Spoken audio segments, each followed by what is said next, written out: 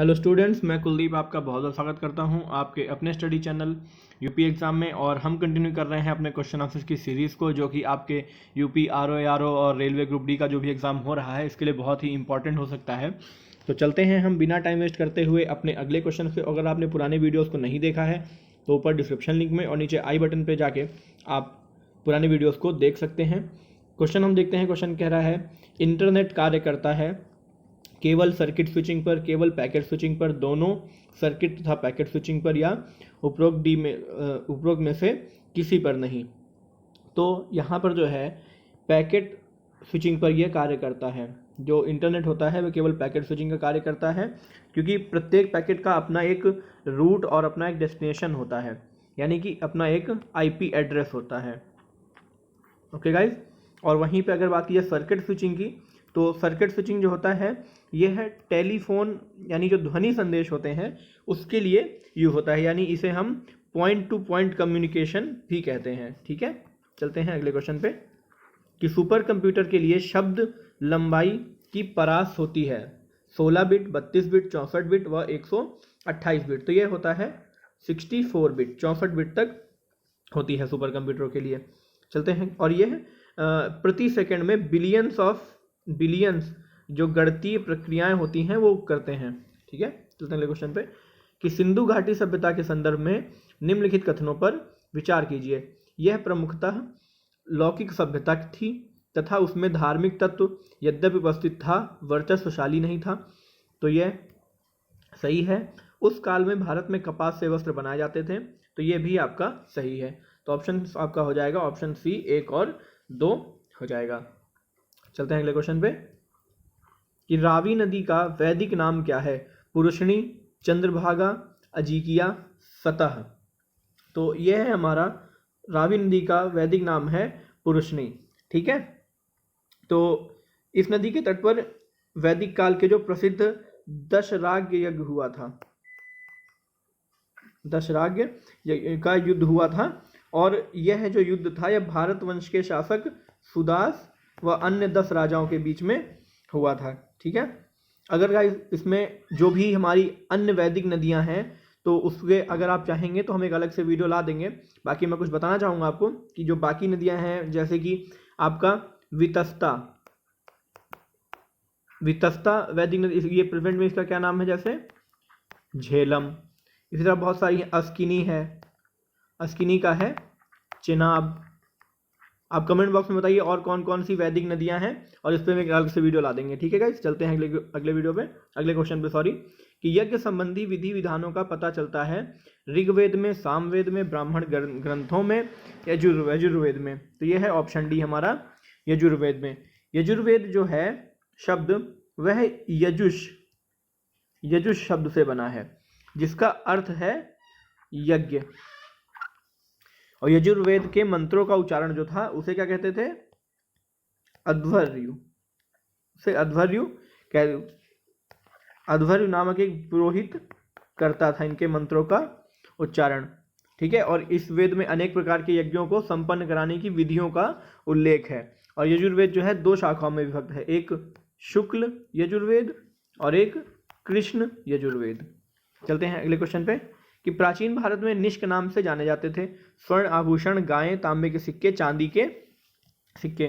तो निष्क नाम से स्वर्ण आभूषणों को, क्योंकि जो सिक्कों का जो प्रचलन है वह नियमित प्रचलन जो है पूर्व से हुआ, वैदिक काल से ही।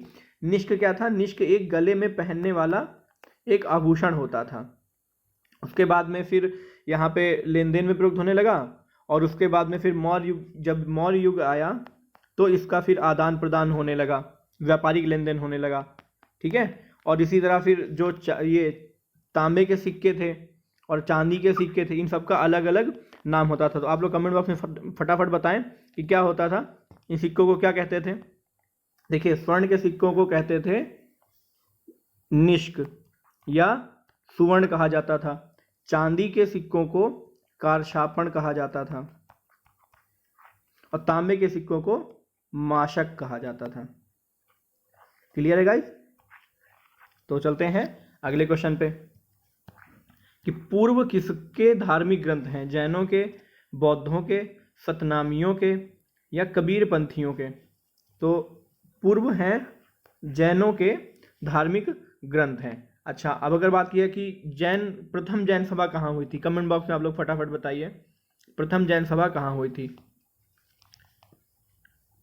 प्रथम जैन सभा जो है वो पाटलिपुत्र में हुई थी। ठीक है, पाटलिपुत्र। चलते हैं अगले क्वेश्चन पे कि निम्नलिखित में से किस एक राजा देश में अशोक के व्यक्तिगत नाम का उल्लेख है? निम्नलिखित में से किस एक राजा देश में अशोक के व्यक्तिगत नाम का उल्लेख है? तो यह है मौस्की के अभिलेख में। ठीक है, और यह अभिलेख कहाँ पर है? यह अभिलेख आंध्र प्रदेश के रायचूर जिले में स्थित है, रायचूर जिले में। चलते हैं अगले क्वेश्चन पे। अजंता की गुफाएं निम्नलिखित में से किससे संबंधित हैं? रामायण, महाभारत, जातक कथाएं, पंचतंत्र की कहानियां। तो ये है हमारा जातक कथाएं। और अजंता एलोरा की गुफाएं कहाँ पर हैं, फटाफट बताइए। ये है महाराष्ट्र के औरंगाबाद जिले में। ठीक है, और यह किससे संबंधित है? यह है गुफाएं जो हैं बौद्ध धर्म से संबंधित हैं। इन गुफाओं में जातक कथाएं क्या है? यानी कि बुद्ध के पूर्व जन्मों से संबंधित हुए ये कहानियां, इन्हें कहते हैं जातक कथाएं। चलते हैं अगले क्वेश्चन पे कि निम्न में से किसकी मृत्यु चौगान खेलने के दौरान हुई थी? इल्तुतमिश, अलाउद्दीन खिलजी, मोहम्मद बिन तुगलक, कुतुबुद्दीन ऐबक। तो ये है हमारा ऑप्शन डी, कुतुबुद्दीन ऐबक। कब हुई थी? 1210 ईस्वी में। 1210 में चौगान खेलते हुए घोड़े से गिर जाने से हुई थी। और ऐबक को ही भारत में तुर्की राज्य का संस्थापक भी माना जाता है। चलते हैं अगले क्वेश्चन पे कि अलाउद्दीन खिलजी पहला मुसलमान शासक था जिसने राजपूतों से युद्ध किया, दक्षिण को जीता, सूफीवाद को प्रोत्साहन दिया या जजिया को लागू किया। तो यह पहला मुसलमान शासक था जिसने दक्षिण को जीता था, क्योंकि इसने यह विंध्य पर्वत पार कर इसने दक्षिण पे आक्रमण किया था। ठीक है, इससे पहले भी मोहम्मद गोरी और इल्तुतमिश और बलबन में भी किसी भी शासक ने दक्षिण की विजय जो है वो नहीं की थी। चलते हैं अगले क्वेश्चन पे। शेख बहाउद्दीन जकारिया किस संप्रदाय के थे? शेख बहाउद्दीन जकारिया किस संप्रदाय के थे? तो यह है हमारा सुहारवर्दी संप्रदाय के थे। सुहारवर्दी की स्थापना किसने की थी? सुहारवर्दी सिलसिला की स्थापना की थी शिहाबुद्दीन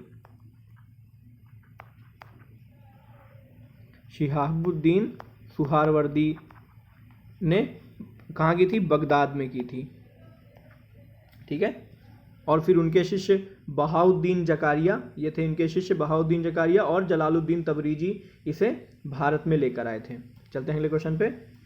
किस मध्यकालीन शासक ने उद्घोषित किया था कि राजत्व ही बंधुत्व है तथा बंधुत्व ही राजत्व है? ये किया था बहलोल लोदी ने। ठीक है, जब अलाउद्दीन आलम शाह ने स्वेच्छापूर्वक अपना जो दिल्ली का शासन था वो त्याग दिया था, तो बहलोल लोदी गाजी के नाम से दिल्ली के सिंहासन पर बैठा और प्रथम अफगान साम्राज्य की इसने नींव डाली थी। और बहलोल लोदी फिर ने ही घोषित किया था कि राजत्व ही बंधुत्व है तथा बंधुत्व ही राजत्व है। तो कोई डाउट नहीं रहना चाहिए गाइस। चलते हैं अगले क्वेश्चन पे कि औरंगजेब द्वारा चलाए गए जिहाद का अर्थ है दारुल हर्ब, दारुल इस्लाम, होली वॉर या जजिया? तो ये है हमारा दारुल इस्लाम। औरंगजेब के द्वारा चलाए गए जिहाद का मतलब था दारुल इस्लाम, क्योंकि उसका मानना था कि जो गैर मुसलमान देश हैं, ठीक है, उसे क्या बोलते हैं? जो गैर मुसलमान देश है उसे बोलते हैं दारुल हर्ब। ठीक है, गैर मुसलमान देश हैं, इनके विरुद्ध जो धर्म युद्ध है यानी जो जिहाद है वो करना चाहिए, ताकि वो इस्लाम के राज्य यानी दारुल इस्लाम के रूप में जब तक परिवर्तित नहीं हो जाते हैं। ठीक है, दारुल हर्ब का मतलब होता है गैर मुसलमानी देश, और जजिया क्या है? जजिया एक प्रकार का आपका धार्मिक कर है। चलते हैं अगले क्वेश्चन पे, अपने आखिरी क्वेश्चन पे कि निम्नलिखित को कालक्रमानुसार संयोजित कीजिए। मेरठ हत्याकांड, दिल्ली घोषणा, कानपुर पर अधिकार, मेरठ पर अधिकार। तो सबसे पहले क्या हुआ था? सबसे पहले हुआ था मेरठ हत्याकांड। यह कब हुआ था? यह हुआ था 10 मई 1857 को, जब सेना मेरठ में सेना तैनात पूरी सेना ने विद्रोह कर अपने अधिकारियों को गोली से उड़ा दिया था। उसके बाद फिर होता है मेरठ पर अधिकार, ठीक है।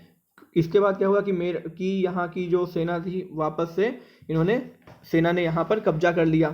फिर उसके बाद होता है दिल्ली घोषणा, यानी कि 1, 4 फिर 2, दिल्ली घोषणा, ठीक है। दिल्ली घोषणा में क्या होता है कि 12 मई को दिल्ली पर अधिकार कर लिया जाता है और दिल्ली में मुगल बादशाह को भारत का सम्राट घोषित कर दिया जाता है।